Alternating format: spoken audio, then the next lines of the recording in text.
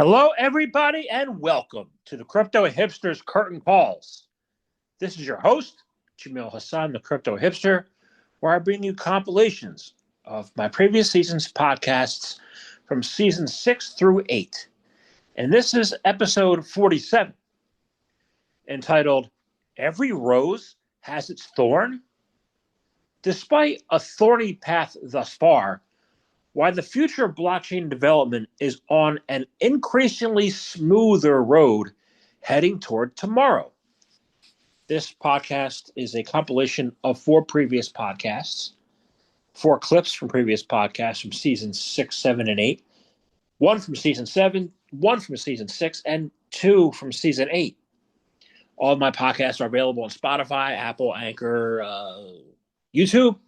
You name it. Anywhere you listen to your favorite podcasts, you can find the Crypto Hipster podcast.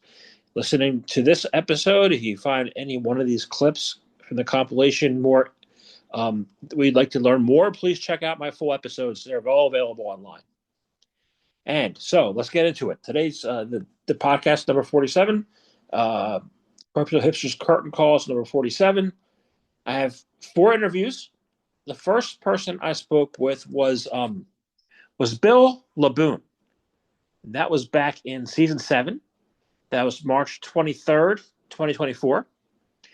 He is the Director of Education and Governance Initiatives at the Web3 Foundation. We talked about DAOs, Decentralized Autonomous Organization, DOTS, which is Polkadot's relationship with Web3 Foundation, and the future of Web3 developers.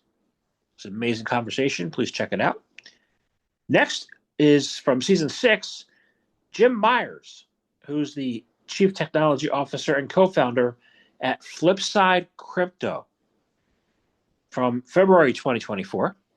We talked about empowering analysts and developers to query, create, and build the future of finance using proprietary Web3 data algorithms. That was an insightful conversation. Third, a very enjoyable. Both of these next 2 are very enjoyable conversations from season 8, conducted about 4 days apart.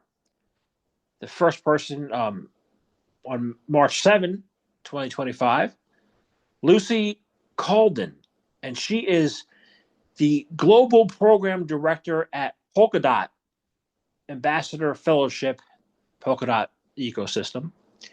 We talked about why Polkadot's ambassador program will help to create a bright future for blockchain developers. Check that out. And then last but not least, definitely not least, was the co-founder and president of Aztec Labs, Joe Andrews. Joe and I spoke about empowering developers to build compliance Web3 applications that protect user privacy. Phenomenal conversations in this 47th episode of the Crypto Hipsters Curtain Calls, compilations from season 6, 7, and 8. And this was episode 47. Every rose has its thorn. Despite a thorny path thus far, why the future of blockchain development is on an increasingly smoother road heading toward tomorrow. Thank you for tuning in. I will see you next time. Enjoy. So when it comes to the decentralized internet, what trends, not meme coins, right? What trends are you seeing, and what do you think will be their long-lasting implications? So I think the biggest trend that I'm seeing lately is DAOs, so distributed autonomous organizations, right? So the ability to have groups come to a decision without knowing each other, without trusting each other, without maybe knowing even who these other people are, but to come together and have some sort of commit some sort of collective action. This is really important in Polkadot. So Polkadot itself actually is, we can consider it the world's largest DAO because everything is controlled by dot holders. There's no multi-sig of developers that can just update the code. Everything is approved by dot holders, including the treasury, which holds almost 39 million dot, which can be used to be spent on different things. Every upgrade has been approved by dot holders. That's 52 upgrades. like this is amazing to me that when you look at the votes, it's hundreds of people from all over the world, many some anonymous, some not, voting and deciding on the future of this network. And to me, that's amazing, right? And we see like smaller groups. So on Ethereum, there was Constitution DAO, which was a group trying to buy a copy of the U.S. Constitution. On we have Chaos DAO and Ivy, Saxonburg, several governance DAOs for people that agree with each other, politically, that want to vote on different things together and like pool their voting power and make collective decisions, sort of like a sub governance. All right, we have Teddy DAO for people that want to contribute to charity. And we have like interesting things. There's always going to be people playing in the basement. We have a Kappa Sigma Mu, which is a DAO that is membership is based on proof of ink. You need to get a tattoo to make yourself into a human blockchain. So I know we're on a call, so people won't be able to see. I guess I can't take off my shirt. I have a tattoo that has my address and then a link to the previous person. So we're a human blockchain, me and 162 other people.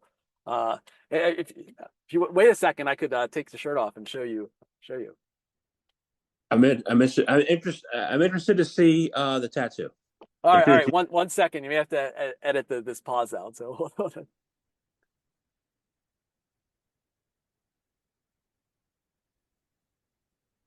What's the name of that? What's the name of that DAO?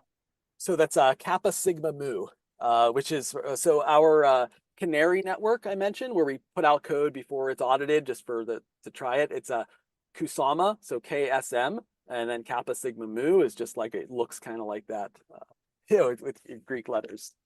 I know Kusama, and Yeah. that's very good. So very cool, very cool. Yeah. So thank you. So yeah, so the cool thing about this though is like, all right, it's a group of people from all around the world that don't know each other, but we can all decide, that this person, yes, they got the tattoo, they vote on it, we all vote as new members come in. I just think that's really neat, right? That we've gotten, again, 163 people in total, including me, to do this all around the world in a decentralized way, entirely on chain. To me, that's really powerful, right? And a real, example of alternative ways that we can, coordinate. And I think like, this, coordination and collective action, that sounds very, I don't know, like very utopian. But I mean, I think that's the only way things get done, right? Is through collective action. And this is a way to help, organize that. And I think that's really interesting. And I see it being used more and more often, both in our ecosystem and others. Liquidity. Mention liquidity, right? Mhm. So why is keeping track of liquidity in DeFi an integral part of DeFi research for both your users and companies and also potential investors? Yeah, I think there's two things to think about with liquidity, or at least how I think about it. One is, where is liquidity flowing, and how much is flowing somewhere? That tells you a lot about the popularity and the health of an ecosystem. So if I see a lot of liquidity, say, flowing to Blast is a chain that's going to be launching soon. That tells you something about where value might accrue long term. And then people have various, ideas around, okay, if you attract X amount of capital, okay, that's going to bring builders and so forth. I think the second thing is, this is maybe a bit more in the weeds, but when you're thinking about liquidity on a chain, is there support for a native stablecoin pair? The dev experience in particular becomes very difficult if there's no support for stablecoin swapping. So that's a second thing. I think there's, when we think about this first one, liquidity flows and how much is flowing into an ecosystem, there's sort of two competing ideas, I think, for bootstrapping a network. And one is like start with capital or start with users. And if you start with capital, example there, like I mentioned Blast before, they haven't even launched yet, but they have a multi-sig that has something like, last time I checked, it was like over $2 billion. Maybe it's over 3 at this point, but locked in a multi-sig for people that want to get access to that chain when it launches. The other perspective is to start with users. I think Base was a great example of this with their on-chain summer efforts, doing some mint.fun, launch of friend.tech, I think, really had a huge impact there. I think about all this though in the context of like, okay, like so like which one is going to be the successful mechanism for bootstrapping a network? And so the context I think about that, and an advisor shared this with me, his kind of perspective. There's sort of 3 stages, he says, to blockchain users. And I think you have your first stage, which is early adopters that want that dopamine hit of finding the next big thing. The second is people that just like want to have fun. They're there to make money. They're chasing high yields. They're playing this game, sort of musical chairs with, you know, pools being rugged, not being rugged. They're there for airdrop farming. They're there for points. And then I think the third thing is real apps emerge that are not necessarily, that have a financial component, but are not financially centric. I think this is a separate topic, but I think everything in crypto ultimately is a finance app, even if it is not centrally a finance app. So these 3 concepts, or these 3 kind of stages, early adopters, people that just want to have fun, or real apps emerge. This third one, I think the question is like, how do you get to escape velocity? How do you get to number 3? And so, you know, do you start with capital? Do you start with users where liquidity is flowing? Time will tell like which one works more effectively. Essentially, usage and liquidity, I think, of are 2 sides of the same coin. Like, right, you can't play in an arcade if you don't have coins. So where value ends up sitting, where liquidity sits, can be a big leading indicator of where value may accrue. See, the concept to me is something that I think a lot of people look for, is that concept of exit velocity. Mm-hmm. I'm opposite. I look to for long-term sustainability, and not to exit. So why would when exit? I would say when I say exit velocity, I don't mean what I meant to say is like I use the word escape, not exit. So like escape velocity. And what I mean there is like, okay, so you have a bunch of users that pour into an ecosystem, maybe driven to have fun, maybe driven because of money. Eventually, with enough users, with enough capital sitting around, the idea is that builders come to an ecosystem. They start building things that have like real value. It's not just gambling. And so some of those users will stick around and start using these real apps. And so what I mean by escape velocity is is there enough initial activity, enough users, enough capital that real things get built and then real users stay to have a sustainable long-term outcome? Got it. Okay. All right. So I think when I hear you say resiliency, thought leadership, you know, consistency, all these positive things, I think the vision for your program matches your blockchain. Exactly. Awesome. Yeah. Awesome. So you were helping developers, right?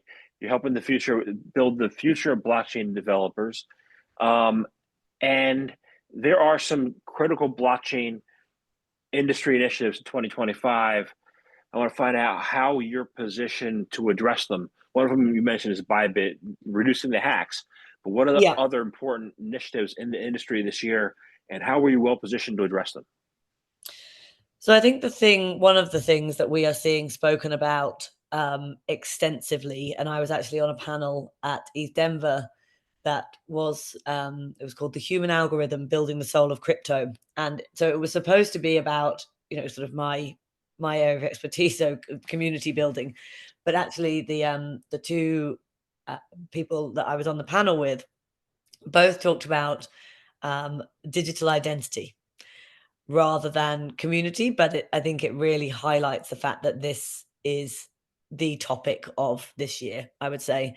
So the shift, Web3 is obviously the shift towards user-owned internet. But as it continues to gain momentum, we're seeing more and more of these decentralized identity solutions, allowing for, you know, self-sovereign, so self-owned sort of credentials. So taking away the ability of centralized companies to harvest your data, sell your data. And I'm not sure how many people are really aware of every time you sign up for something online that you're giving, you know, you're signing a waiver many times to give away your data. You don't know what they're doing with it. People are doing with it. Obviously, we had this all came up in the last last few years. But it's really the key focus, it seems, that lots of people are working on, to this sort of idea of Sybil resistance. Well, that's the other part, the proof of personhood. So there's holding your own data, and then also proving that you're a human who has this data. So that they're the two sorts of things. So Polkadot has a couple of really exciting projects that are sort of leading in this space. One of them is Kilt protocol. So that's we call it a DID, so a decentralized identity protocol. And it lets users create verifiable self-sovereign credentials that can be used without the requirement to expose any of their personal data to centralized authorities.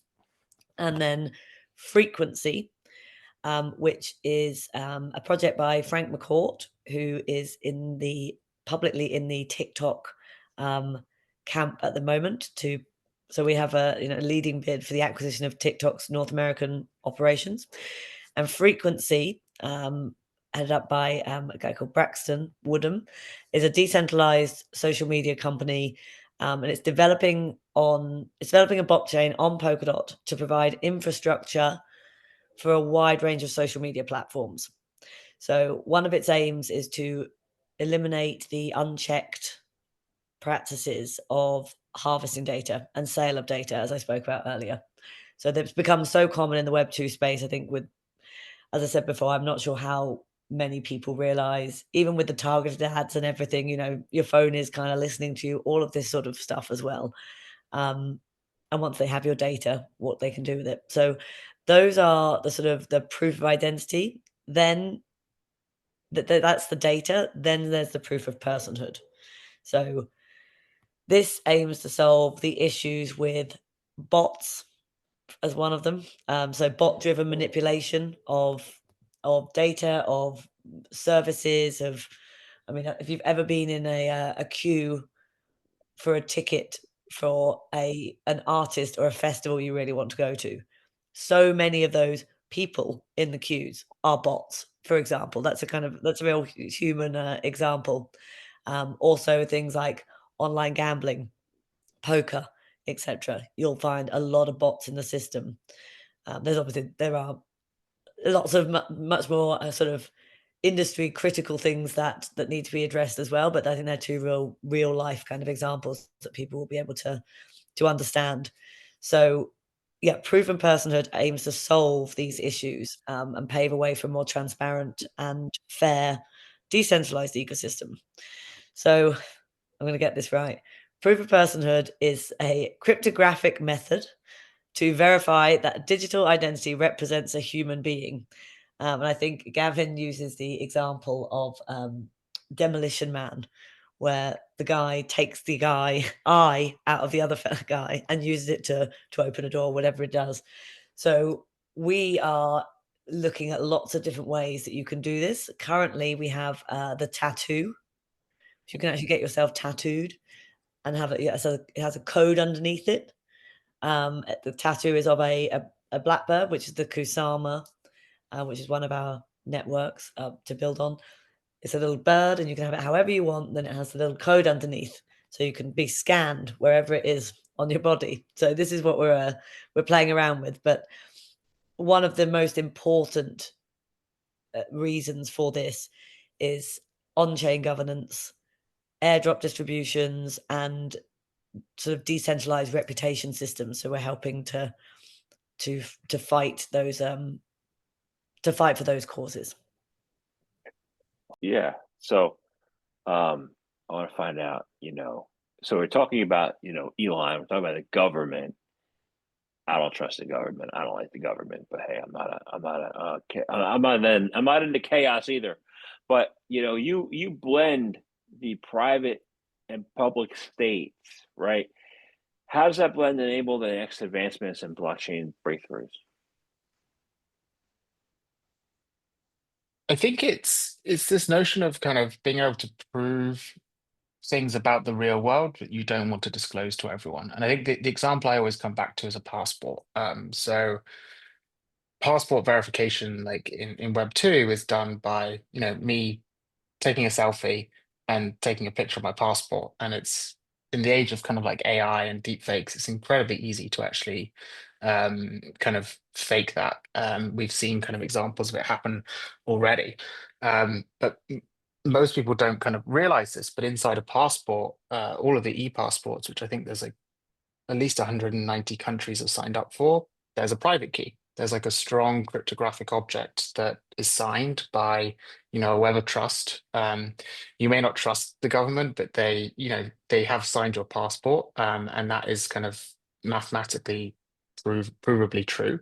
And so, how I think about kind of like enabling these new use cases, well, we can verify the signature within your passport on a blockchain now, and we can do that in a way that doesn't leak your passport to the world. And it's this amazing kind of like mix of meeting the world where it is, but with like cutting edge cryptography. And I think the new use cases that enables is pretty amazing because it lets the blockchain actually be an intermediary. And traditionally intermediaries, they take custody of assets, but they also take custody of information. They create information asymmetry, and that information asymmetry has been missing from the blockchain. And so now with kind of ZK and these new systems, we can actually use the blockchain as a real intermediary. It can custody assets for us, and do programmable logic and smart contracts to release them. But it can also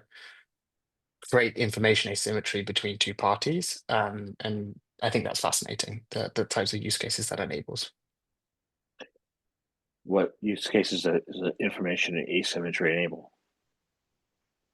Let's go through some. Like let's play a game of poker where I can see your card, where I can see your hand. Let's get it kind of like a personal loan where the whole world can see your income and your outgoings. There's all these things where like there's a certain amount of information asymmetry that's needed to realize them. Games are, I think, are the best example. Like even the most basic game like requires hiding information between the two players. So I think, yeah, when you kind of look at the world and you look at applications that have some level of information asymmetry, it's kind of crazy to see. You said poker. There are there's a lot of poker games online, and they're dominated by these AI bots.